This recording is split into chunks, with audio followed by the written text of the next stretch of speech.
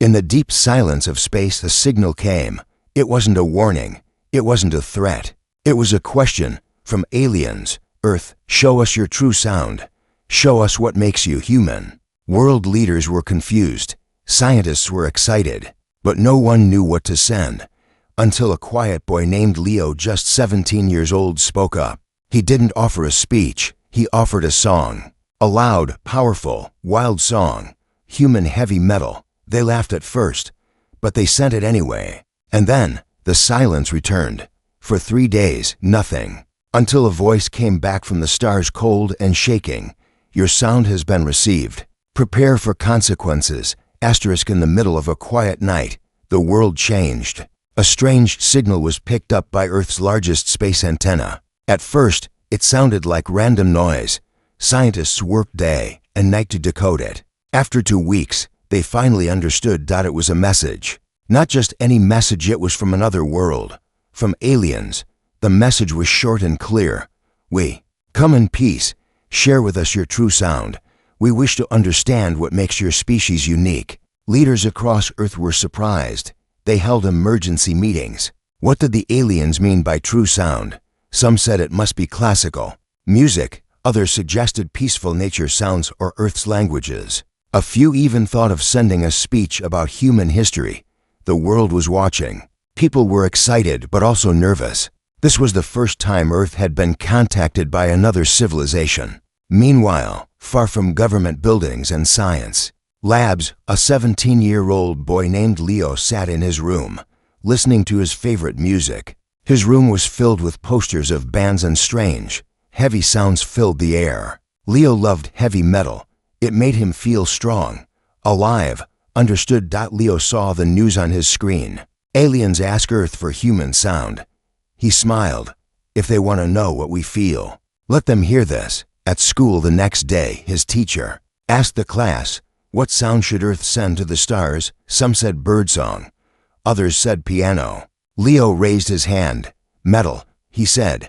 Everyone laughed, but Leo didn't stop thinking about it. He made a short clip, a mix of deep guitar, fast drums, and loud, emotional vocals.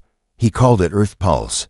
He uploaded it to a public website where people were sharing ideas for the alien response. He didn't expect much, but 2 days later, someone from the Space Communications Center knocked on his door. They had seen his clip. Out of thousands of entries, Leo's was different. It had something raw, honest.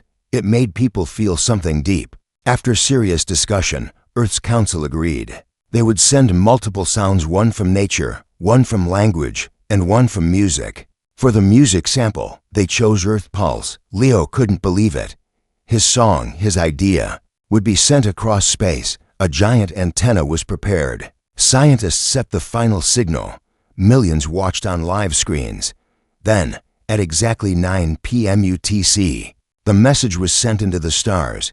Everyone waited. 1 day passed. Then another. Nothing. The stars stayed silent. On the 3rd day, something changed. A response came back. The signal was shaky, like the voice was struggling. It said only 6 words. Your sound has been received. Prepare for consequences. People were confused. Some were scared. What kind of consequences? Did the music offend them? But there was no time to panic. A large object had been detected near Earth's orbit. It was not a natural object. It was moving on its own. It was a ship, a giant alien ship. It didn't send any threats. It didn't attack. It simply appeared above the planet and waited. The world froze. News channels ran the same headline. Alien ship above Earth, what do they want? Leo was taken to a high-security space facility. He was now Earth's cultural voice, they said. He would go up to the ship. He would speak with the aliens. He was nervous, but deep down, he was also proud. Inside a special shuttle, Leo left Earth and traveled toward the glowing alien vessel. It looked smooth, silver, and silent, like a sleeping giant. As he entered the ship, a group of tall, thin beings greeted him. Their skin shimmered like water. They had no mouths but spoke directly into his mind. One of them said, your sound caused great disturbance in our systems. It made our people feel strange emotions. Another added, we do not know how to process it. We ask you to play it again, here, in front of us. Double quotes. Leo stood still. He looked around the bright room. Strange lights blinked. Alien faces watched him, curious and tense. He slowly pulled out his small music device. He connected it to the alien speaker system. His finger hovered over the play button. He took a deep breath. Then he pressed play. The first note rang out. The ground hummed, lights flickered. And Leo knew this was only the beginning. The music filled the room. The deep guitars, fast drums, and wild energy moved through the air like a storm. Leo stood still, watching the aliens closely. They didn't move. At first, they simply listened. Their faces were calm. Then, something began to happen. One of them blinked rapidly, as if trying to stay focused. Another looked around, confused. A soft sound came from somewhere, like a hum, but not mechanical. It was coming from one of the aliens. A third alien tilted its head, eyes glowing faintly. Leo wasn't sure what to do. Should he stop the music or let it continue? But none of them asked him to stop. Instead, one of them slowly stepped forward. He reached out, not with fear, but with curiosity. "This sound," the alien said through thought. "It shakes something inside us, a feeling we have never felt before." Leo nodded slowly. "It's emotion," he said. "Humans feel many things, sometimes too much. That's what music is for. It helps us let it out." Another alien added, "In our world, sound is used for calm, for learning, for balance. This sound is different." They all stood in silence for a moment. The song ended. The room grew quiet again. Leo was about to speak, but a low tone echoed through the ship. A new group of aliens entered. They were dressed in long robes and walked with authority. One of them looked directly at Leo. "You must explain," he said. "What is the purpose of this sound?" Leo tried to answer.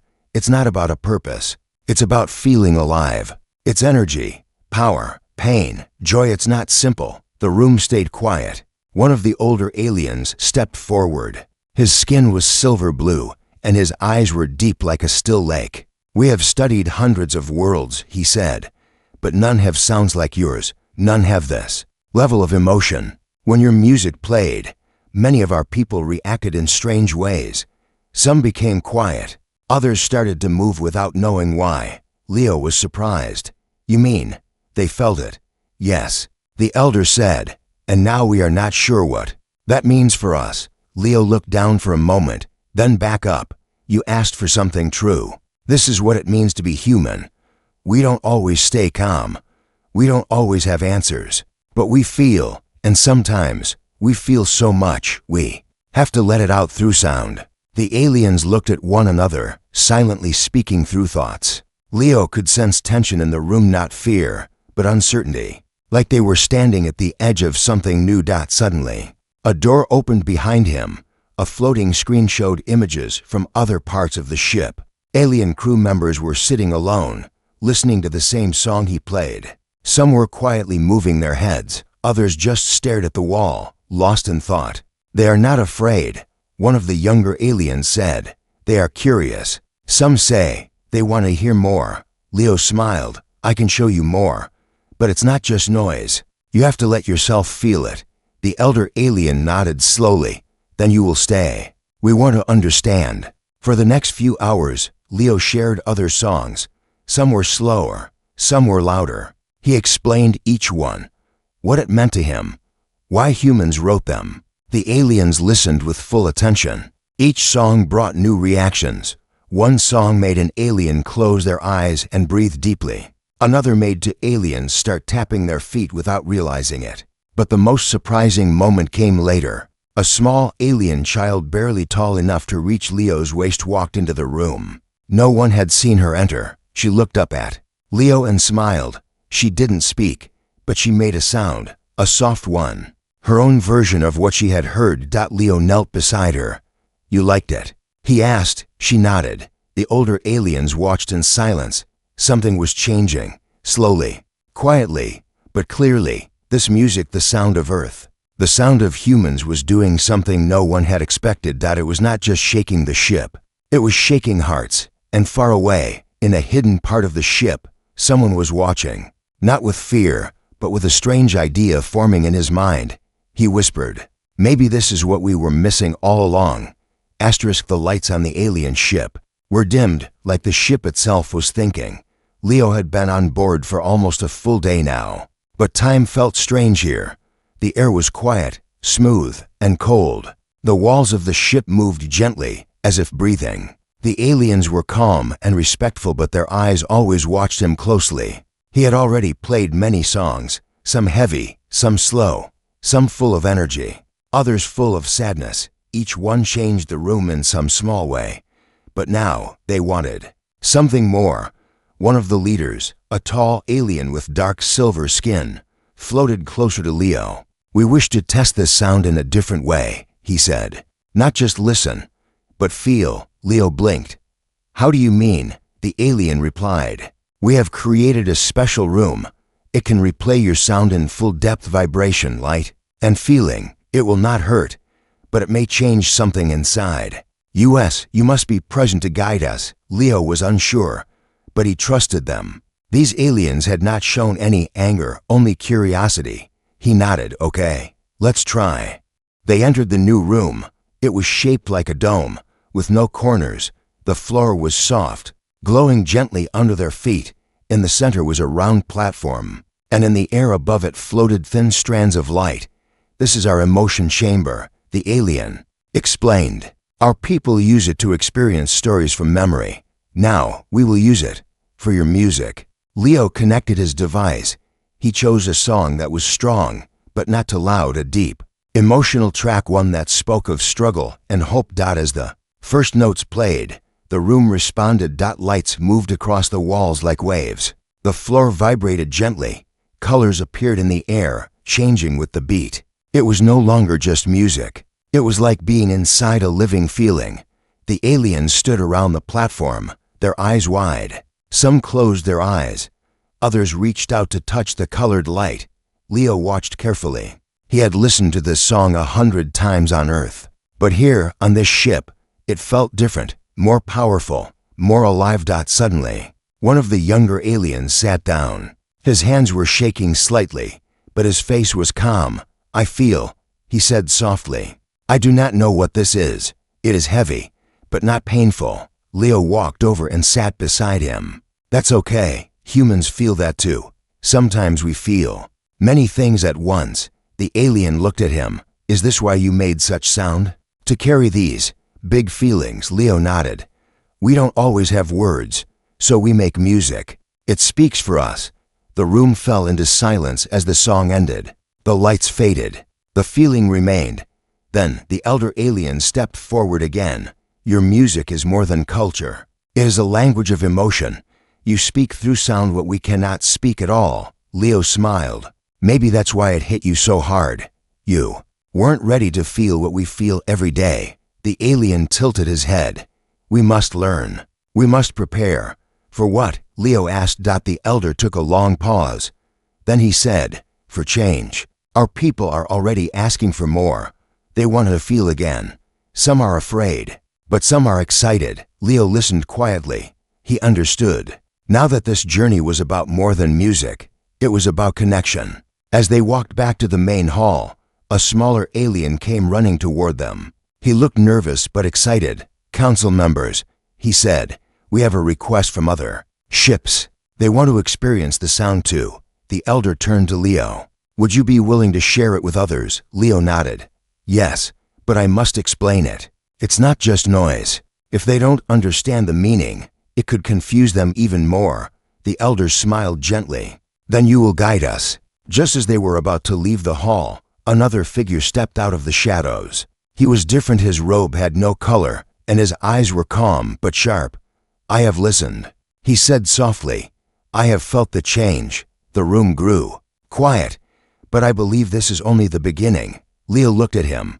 "Beginning of what?" The alien paused. "A new path. One that may not be easy, but one that brings something our people have long forgotten." He stepped forward. "Let me help. Let me learn." And so, Leo stood in a ship full of strangers from another world, no longer just a visitor, but a teacher. And somewhere far across the galaxy, other ships waited. They had heard whispers of Earth's strange sound, the sound that made you feel, and they wanted to hear it too. More ships had arrived. They did not come with force. They came with questions, from nearby systems, from peaceful star colonies, from quiet corners of space. Alien vessels moved closer to the great ship that now orbited Earth. They had all heard the same message: human sound has changed us. The music had spread faster than expected. Some aliens called it dangerous. Others called it beautiful. But everyone agreed on one thing: it could not be ignored. Inside the main ship, Leo stood in front of a new crowd. The chamber was full. Alien visitors sat on smooth silver benches, their eyes bright with curiosity. Each came from a different world. Some had tall necks. Others had glowing skin. One had no face at all, but a soft light in place of eyes, and all of them were quiet, waiting. Leo felt nervous. This was not like his school talent show. These were beings from across the galaxy, and all of them had come to hear the sound of Earth. He cleared his throat. "Before I play anything," he said, "you should know, this music is not meant to be perfect. It's meant to be real." He pressed the button. This time, the song he chose was slower, still powerful, but deeper. It had no words, just sound. A rising wave of emotion, like someone climbing a mountain in the dark. As it began to play, the lights in the room softened. The air felt warmer, even without understanding the language. The listeners felt something move inside them. One alien blinked and turned to another. "Is this what sadness feels like?" Another said, "No, I think it is something between sadness and strength." As the music continued, the ship itself seemed to listen. The walls changed color gently. A low hum echoed through the metal. Leo looked around. He saw eyes closed, hands folded, faces still. No one was bored. No one spoke. When the music ended, there was silence, but not the kind that feels empty, the kind that feels full. A voice broke the stillness. It came from the back of the room. "We were not prepared for this," it said. "We expected logic, patterns, control. But this is something we do not understand." Leo stepped forward. "You asked us to share what makes us human. This is part of it. We feel too much sometimes. That's why we create things to express what words can't." The speaker from the back walked into the light. His skin was covered in soft lines that moved like waves. His tone was steady, but thoughtful. "We have long avoided deep emotion," he said. "It made us act in ways we could not control. So we chose balance. We taught our young to stay calm, to avoid the storms inside." He paused. "But now, listening to this, I wonder if we lost something important." Another alien added, "We may have kept peace, but at the cost of something more honest." Leo listened quietly. Then he said, "Feeling doesn't always bring problems. Sometimes it brings truth. Sometimes it brings change." One alien stood up. "I have not dreamed in years," she said. "Last night, after hearing your music, I saw images in my mind, strange, bright things. I woke up smiling." That simple line echoed in the room like a gift. The Elder Council, who had once been unsure about Earth's message, began to take notes. They asked Leo to stay longer, to teach, to share, over the next few days. Leo became more than a guest, he became a bridge. He showed them different types of human music: songs of celebration, songs of loss, songs with stories, and songs without words. Each one opened new doors. Soon, small music rooms were built across the ship. Aliens gathered there to listen together, to discuss what they felt. Some even started creating sounds of their own, new, soft melodies inspired by what they had heard. But not everyone welcomed the change. In a quiet part of the ship, a few voices began to whisper. They were not angry, just uncertain. "If emotion grows too fast, will it unbalance us?" one asked. "What if some feelings are too strong for us to carry?" The whispers were few, but they grew, like shadows under bright light. Still, Leo didn't know about that yet. One evening, he sat alone in a small chamber, playing a soft tune on a strange alien instrument. It made a sound like rain on glass. He closed his eyes and smiled. Just then, someone entered. It was the quiet alien who had first heard his music and said nothing. The one who watched from a distance, always listening but never speaking. He sat, beside Leo and finally said, "I used to think silence was our strength. Now, I wonder if sound is the path forward." Leo looked at him. "Maybe you don't need to choose. Maybe it's both." Outside, through the large window, Earth floated peacefully. But in the space between Earth and the stars, something unseen was stirring. A choice was coming. And not every ship in the galaxy would agree on what should happen next. A quiet change was moving through the stars. What began as curiosity had grown into something deeper. The sound of Earth, the music of humans, was no longer just a recording passed between ships. It had become a topic in galactic forums, a subject of research, and, for some, a belief. On the great alien ship still hovering near Earth, Leo walked through the halls. Each section of the vessel now had small music zones. Aliens came alone, or in pairs. They wore headphones or sat in rooms that glowed with colors, feeling what they once could not. But not all ships in space shared the same feeling. In another corner of the galaxy, far from Earth, a meeting was being held. It was not open. It was not joyful. A group of elder minds, all from advanced but highly ordered worlds, sat around a wide circle of light. Their faces were serious, their movements calm. They watched recordings of alien citizens reacting to Earth's music. One alien in the group spoke softly. "They are changing too fast. The emotions are spreading like waves in water." Another replied, "Feelings without control may lead to confusion, and confusion leads to imbalance." They voted to send a message not to Earth, but to the ship orbiting it. A request to pause the sharing of sound, to slow things down, to return to order. Meanwhile, on the ship above Earth, no one knew of this quiet vote. The change continued. Leo had become something of a guide, even a teacher. He now held daily sessions with groups of aliens who had questions, big ones. What does it mean to feel sadness and still smile? Why do humans create songs even in hard times? Do you ever feel too much? Leo answered with honesty. Yes, he said. Sometimes the feeling is too big to carry. That's why we sing. That's why we scream. That's why we listen.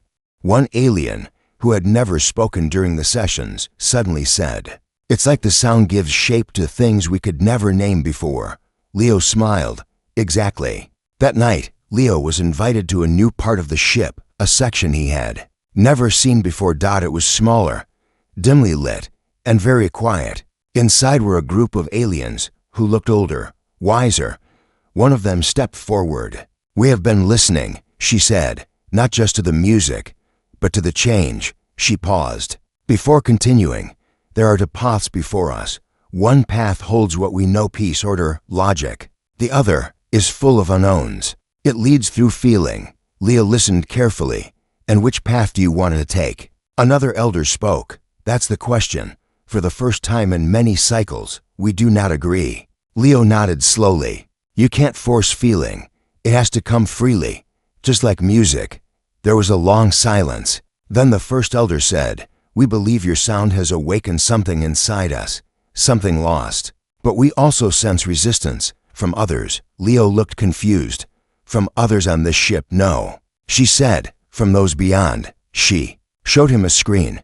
A slow-moving signal was coming in from a distant star region. It carried only one line: "Return to order. Silence the sound." Leo frowned. "You mean they want to stop the music?" "Yes," the elder said. "They believe it is dangerous, that it will unbalance the galaxy." Leo stood still for a moment. Then he said quietly, "But what if it brings balance in a new way?" The room was quiet again. Outside the ship, the stars looked the same, calm, distant, but the space between them was changing. Aliens on nearby ships had begun creating their own songs. Not copies of human music, but something new, something inspired by feeling. Some of these new songs were soft and peaceful, others were loud and full of energy. Each one was different, but they all carried one thing: emotion. Back on Earth, scientists watched in amazement as unknown signals came from different planets. Recordings, music. Some even carried words in alien languages, but the rhythm, the heart, it felt strangely familiar. A quiet revolution had begun, not with battles, not with speeches, but with sound. Leo stood near the viewing window, looking out at the blue Earth below. Beside him, One of the younger aliens he had taught whispered, "Do you think they will stop it?" Leo didn't answer right away. Then he said, "You can block a signal, but you can't stop a feeling." And in the shadows of distant systems, the ones who feared change were now preparing a choice of their own, a decision that could silence everything or awaken something far greater. The galaxy held its breath. From distant corners of space, signals were sent in every direction. Some were calm and curious, others were quiet but heavy, like warnings dressed in soft words. The sound that had once traveled alone now echoed across systems: human music, alien responses, and something entirely new. Leo woke early. The alien ship above Earth had entered a quiet phase. No more sessions were held. No music played through the wide halls. It wasn't silence. Exactly, it was waiting. The message from the outer systems had grown louder. Return to order, silence, the sound, and the influence. The elders had not responded yet. They were still thinking. But everyone could feel that change was reaching a turning point. Leo was called to the council chamber again. He walked slowly, thinking of everything that had happened. How one song had started it all. How feelings had bloomed in places where nothing had grown for centuries. When he arrived, the room was full. Not just elders, now visitors from other ships, artists, listeners, and curious minds. The tall walls shimmered gently, and a soft note hummed in the background like a breath being held. The elder spoke. "We have heard the outside request. They believe this new sound may pull us apart." Another voice followed. "But we have also heard our own people, and they do not wish to go back." Leo stood silently as they spoke.